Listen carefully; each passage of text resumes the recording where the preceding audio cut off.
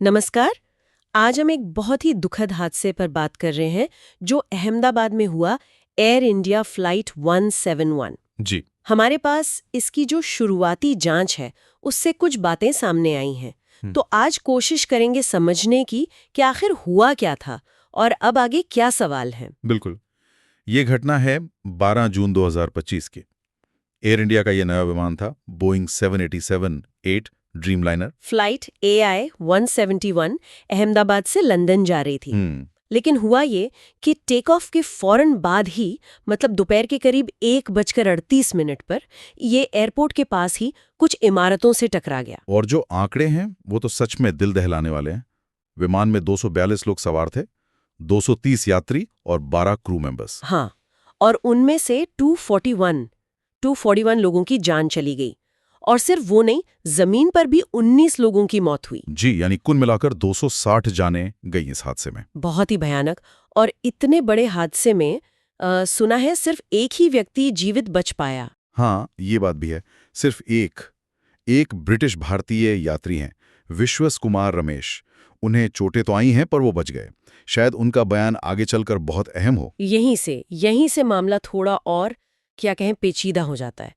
क्योंकि जो शुरुआती जांच हुई है उसमें कुछ चौंकाने वाली बात पता चली है। हाँ, बिल्कुल। जांचकर्ताओं ने जब कॉकपिट वॉइस रिकॉर्डर मतलब CVR को सुना, हाँ, CVR। तो उसमें पता चला कि टेक ऑफ के सिर्फ 40 सेकंड के अंदर ही। सिर्फ 40 सेकंड हाँ, टेक ऑफ के बाद? हाँ, बस उतने में ही दोनों इंजनों के जो फ्यूल कट ऑफ स्विच होते हैं, हाँ, वो लगभग एक ही वक्त पर रन पोजीशन से कट ऑफ पर चले गए। Fuel cut off switch? हाँ, अच्छा, ये वो स्विच हैं जो इंजन को फ्यूल सप्लाई बंद कर देते हैं। सही पकड़ा, बिल्कुल वही। ये इंजन तक फ्यूल जाना एकदम बंद कर देते हैं। लेकिन इनका इस्तेमाल तो आमतौर पर, मतलब टेक ऑफ के वक्त तो नहीं होता होगा? नहीं, बिल्कुल नहीं।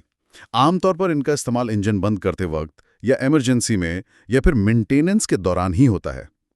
टेक ऑफ के फौरन बाद इनका बंद हो जाना, ये बहुत ही असामान्य बात है।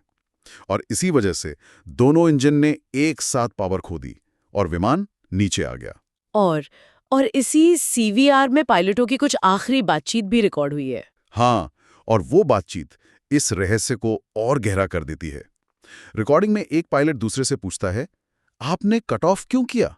अच्छा। और दूसरा पायलट जवाब देता है, मैंने नहीं किया। अरे, मतलब क्या पायलटों को खुद ही नहीं पता था कि स्विच कैसे बंद हुए? ये तो बहुत ही अजीब है। हाँ, बेहद अजीब। और यही से सारे सवाल खड़े होते हैं। क्या ये किसी पायलट से अनजाने में हुई कोई गलती थी? कोई बटन दब गया हो? या फिर जानबूझकर? ये भी एक संभावना है जिसे नकारा नहीं जा सकता अभी। या फिर कोई तकनीकी गड़बड़ी थी। हो सकता है स्विच में कोई मैकेनिकल प्रॉब्लम आई हो, या फिर विमान के सॉफ्टवेयर ने अपने आप स्विच को कट ऑफ कर दिया हो। ये सारी संभावनाएं फिलहाल खुली हैं। और एक और बात पता चली है जांच में, राइट? राइट। कि अमेरिका की जो एजेंसी है FAA, हाँ, फेडरल एविएशन एडमिनिस्ट्रेशन, उन्होंने 2018 में ही इन फ्यूल स्विच के लिए कोई लॉकिंग मैकेनिज्म लगाने की सलाह दी थी। जी हाँ, एक तरह का सेफ्टी लॉक, ताकि ये स्विच गलती से या आसानी से अपनी जगह से ना हटें। तो क्या इस विमान में वो लॉक लगा हुआ था? देखिए, जो शुरुआती जानकारी आ रही है उसके मुताबिक शायद इस विमान में या तो वो मैकेनिज्म लगा नहीं था या उसकी जांच नहीं हुई थी।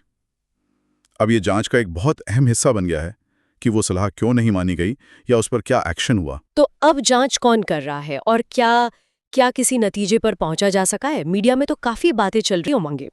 देखिए, कुछ वेस्टर्न मीडिया आउटलेट्स और कुछ एक्सपर्ट्स ने पायलट एरर या फिर किसी जानबूझकर की गई हरकत की तरफ इशारा किया है, मतलब अटकलें लगाई हैं। लेकिन जो आधिकारिक जांच एजेंसियां हैं, जैसे भारत का नागरिक उड्डयन मंत्रालय है और अमेरिका की NTSB जो इस जांच में मदद कर रही है, नेशनल ट्रांसपोर्टेशन सेफ्टी बोर्ड, हाँ, NTSB, उन्होंने साफ कहा है कि भाई अभी कोई भी निष्कर्ष निकालना जल्दबाजी होगी जब तक पूरी जांच न हो जाए।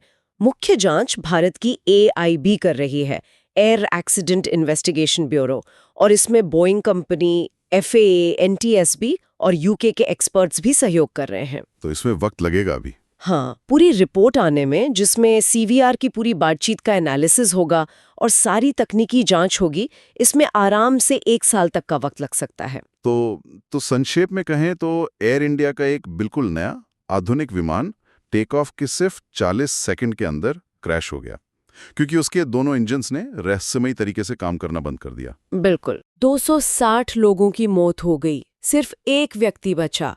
और अब पूरी जांच इस एक सवाल पर टिकी है कि आखिर वो फ्यूल कट ऑफ स्विच कैसे बंद हुए। क्या ये इंसान की वजह से हुआ, मशीन की वजह से, या किसी ऑटोमेटेड सिस्टम की कोई गड़बड़ी थी? सही कहा।